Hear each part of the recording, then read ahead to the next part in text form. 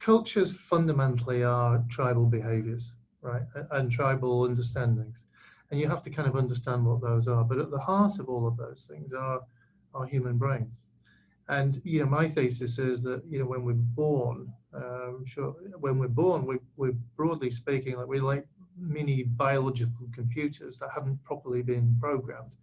And what happens in our early years, particularly up to the age of about 8, our models of the world start to develop, and those are what get ingrained. So you get national cultures which come about as a consequence of the way people are brought up, and it kind of happens without really thinking about it. That one of the things that I think I've gleaned from all the things I've done around this are that we are in effect learning machines, and sometimes we learn consciously, but a lot of the time we learn subconsciously.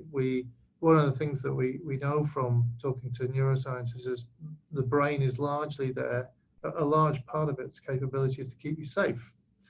And so safety means that we don't do things that are likely to make us unsafe. So when we get to a point where we've been doing things over and over, and it's kind of worked out okay, it might not be brilliant, but it's not led to our demise socially or physically, then we're in a safe place. So at that point, we sort of start to hardwire those behaviors and thought processes and all the rest of it.